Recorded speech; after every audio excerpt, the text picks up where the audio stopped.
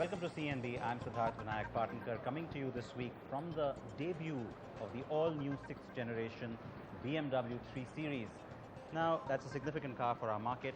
This is not the new generation, that's the 3rd generation car. The 2nd generation car, which by the way was one of our correct answers for our BMW contest as well. The generation which saw the introduction of diesel to the 3 Series lineup. This is part of some of the display here. We're getting a chance to also imbibe just the kind of history that this model has actually come through. I mean, that's one of the reasons why it's such an iconic car the world over. We'll take you through all of that, but we have to start with the Made in India 3 Series. The car is here. It's being assembled in Chennai. We have all the details, prices, the variants. Here is everything you want to know.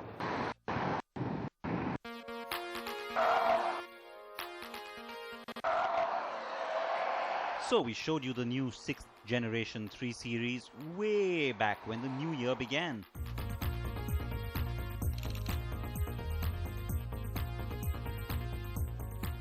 Sure, it takes time to do a right-hand drive version, put a production plan in place for a new market, and devise a generation changeover strategy for that market too. BMW has now done all that, and it's ready to serve us the new 3 Series.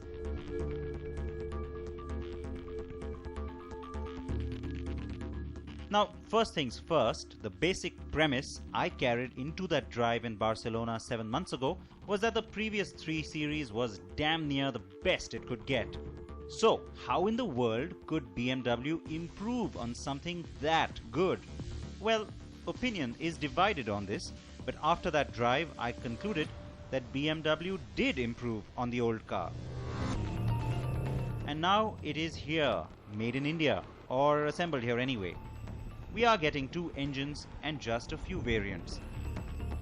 The petrol is to be available only in the 328i Sport line, which means it's packed with a fair number of goodies, has the largest 18-inch alloys in the pack, and is the only option for petrol heads, and is very sporty. The diesel is only the 320d. Besides the base 320d, you can move up with the 320d Sport line, the 320d Luxury line, and the Luxury Plus. The entire range of 5 variants is available with all safety features standard, and a choice of 7 colors, which includes that gorgeous Melbourne red, thank God. So BMW is playing it smart with more diesels, but I have to add here that the modern trim line, which I showed you on the diesel in Barcelona, well, that ain't coming here at all.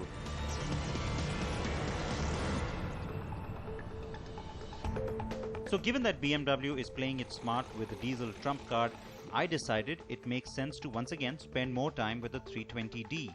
And yes, this one is the Luxury Plus. The car is every bit a BMW and yet not as stiff. There aren't many changes besides suspension settings, increased ground clearance and a slight engine retune for India. And yes, start-stop to save fuel is also standard on all 3 Series as part of the efficient dynamics on board.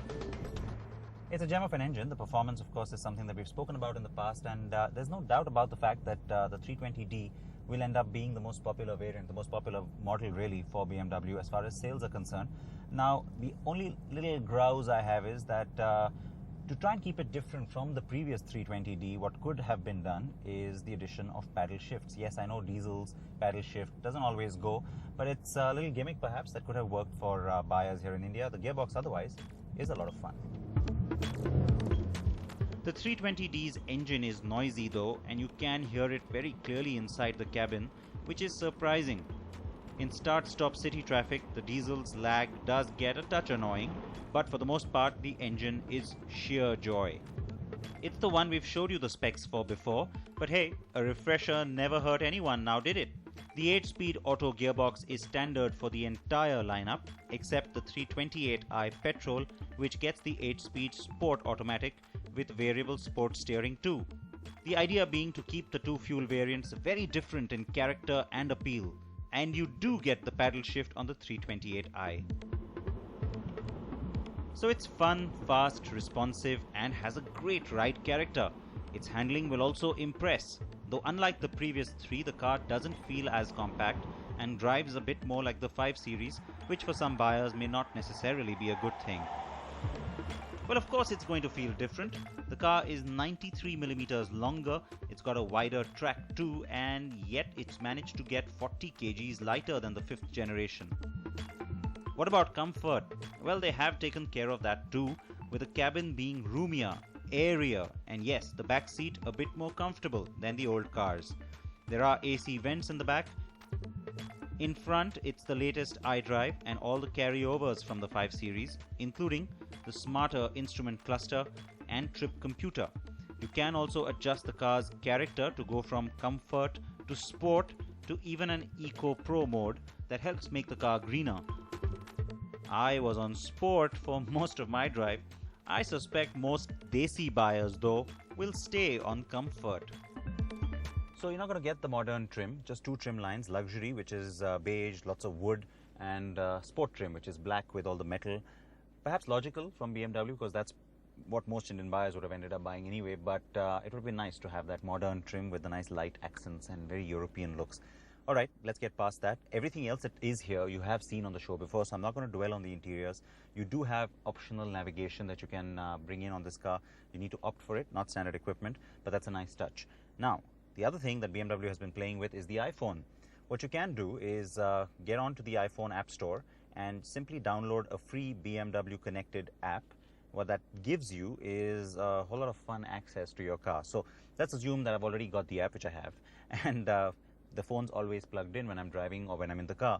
When I walk away, I still have the updated information. So if I forget that, hey, do I need to refuel on my way home, or do I need to worry about how far the car will go on the fuel that's remaining?